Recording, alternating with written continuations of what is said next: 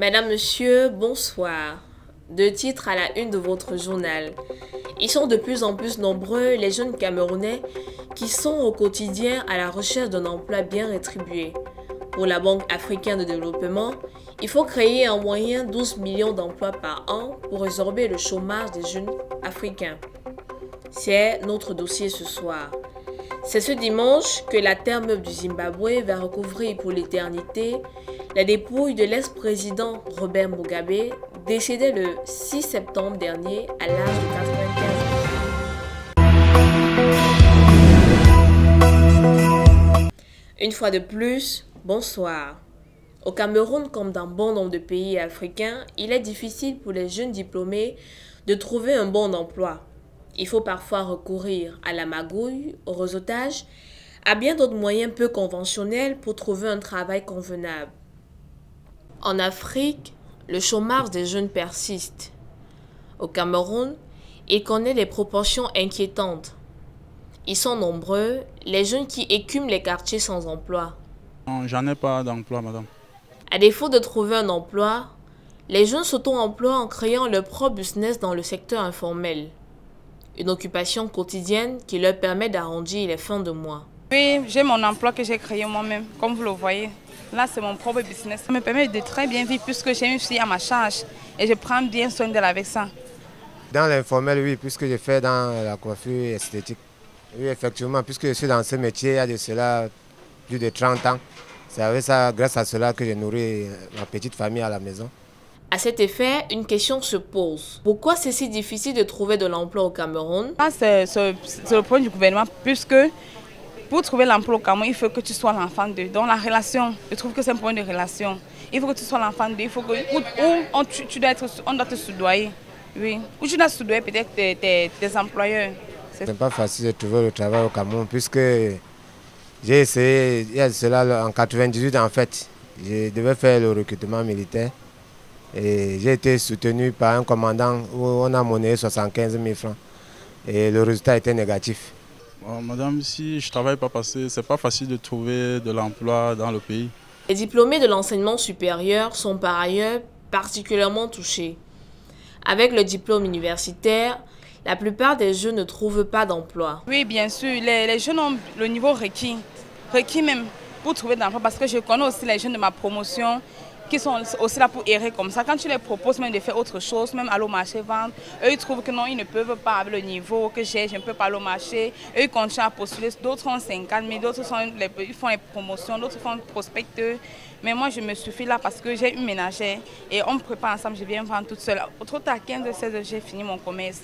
Les gens ont le niveau requis, mais pour gagner l'emploi au Cameroun, puisque les vieux ne vont pas en retraite, ce n'est pas évident pour les jeunes de gagner l'emploi, puisque pour que les jeunes gagnent de l'emploi, il faudra bien que ceux qui sont en haut, les plus âgés, là, vont en retraite pour laisser la place à la jeunesse. Vu que d'abord l'enseignement au pays est d'abord bon, les jeunes ont le niveau. Pour remédier à la baisse du niveau de chômage des jeunes, il faut des réformes courageuses. Il faut faciliter la création des entreprises et encourager les petites et moyennes entreprises et les petites et moyennes industries. Au Cameroun, il y a des efforts qui sont faits par le gouvernement pour résoudre cette épineuse question de chômage des jeunes. Des efforts jugés insuffisants par la population. Louis-Roger Nuadieu nous fait le point.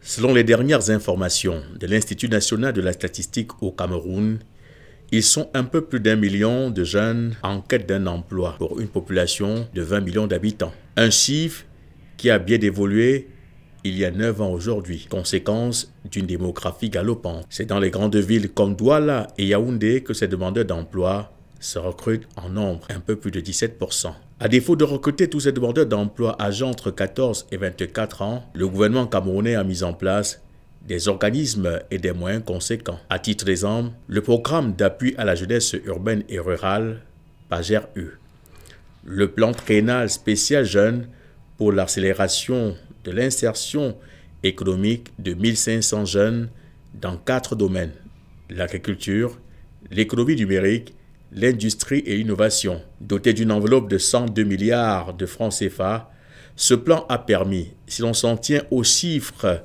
rendus publics par le ministère de la Jeunesse, de financer à hauteur de 3 milliards 2150 projets en 2018.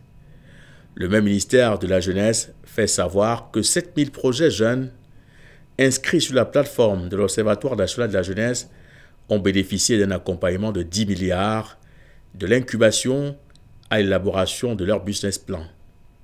Des efforts, certes, mais insuffisants pour résorber le chômage des jeunes.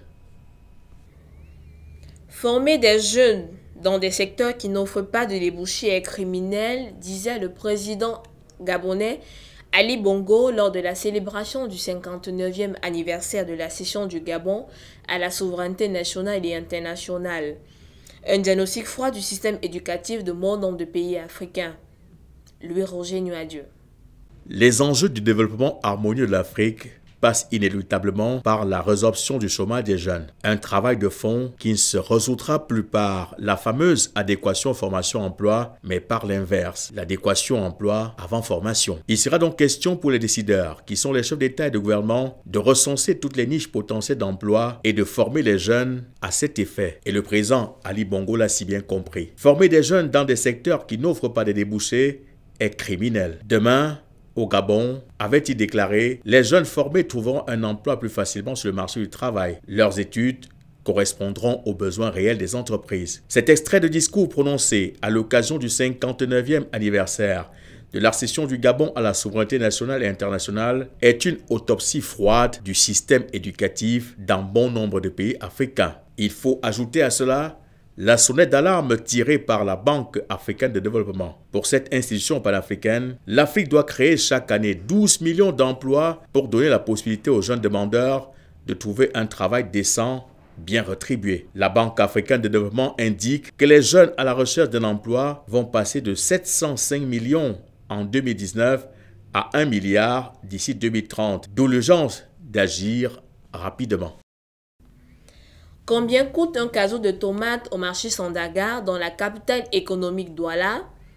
Les prix varient en fonction de la qualité, des intempéries et de la distance entre les bassins de production et le marché.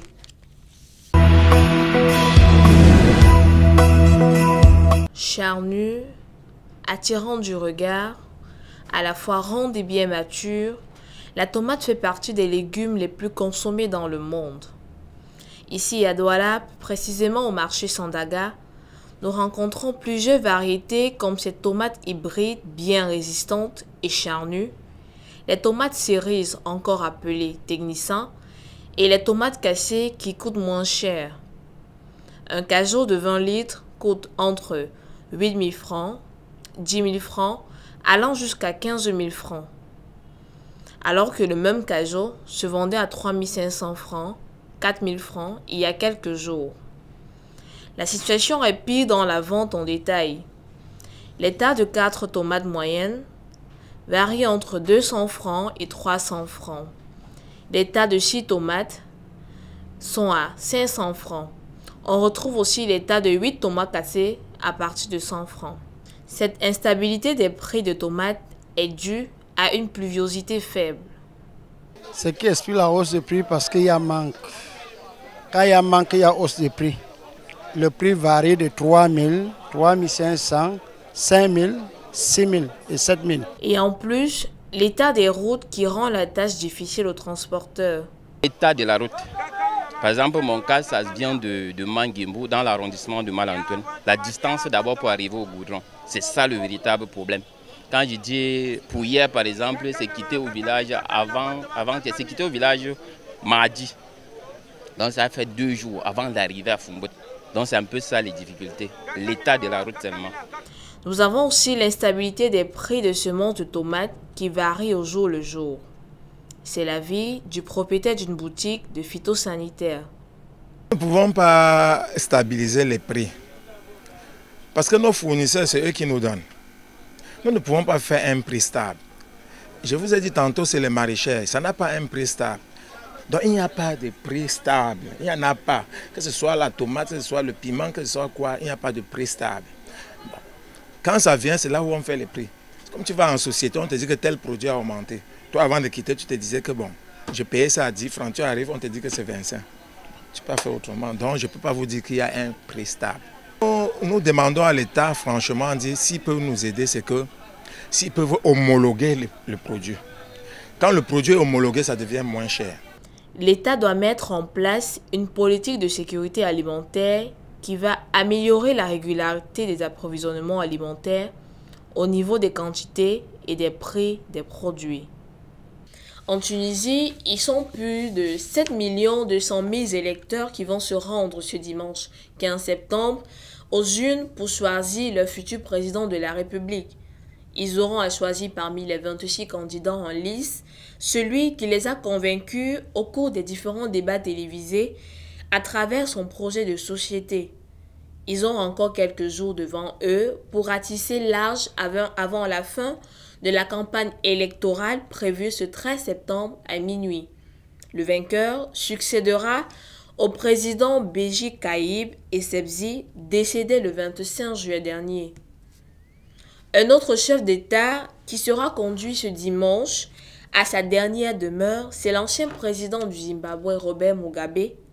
Écarté du pouvoir en fin 2007, Robert Mugabe s'est éteint le 6 septembre dernier à l'âge de 95 ans, entouré de sa famille dans un hôpital à Singapour où il avait été interné. Né le 21 février 1924 à Kutama en Rhodésie du Sud et mort le 6 septembre 2019 à Singapour, Robert Mugabe est un homme d'État zimbabwéen qui a été Premier ministre de 1980 à 1987 et président de la République de 1987 à 2017. Ses funérailles sont prévues ce samedi 14 septembre et son inhumation dimanche. Le chef de l'État nigérien Muhammadu Buhari se rendra au mois d'octobre en Afrique du Sud. Il s'agira, au cours de cette rencontre au sommet, de raffermir les liens d'amitié et de coopération entre ces deux géants d'Afrique au lendemain de la vague meurtrière de violence qui a frappé en septembre l'Afrique du Sud, faisant des victimes et des dégâts côté nigérien. Mesdames, Messieurs, c'est tout pour cette édition. Merci de nous avoir regardés et bonne suite de programme sur Frika TV.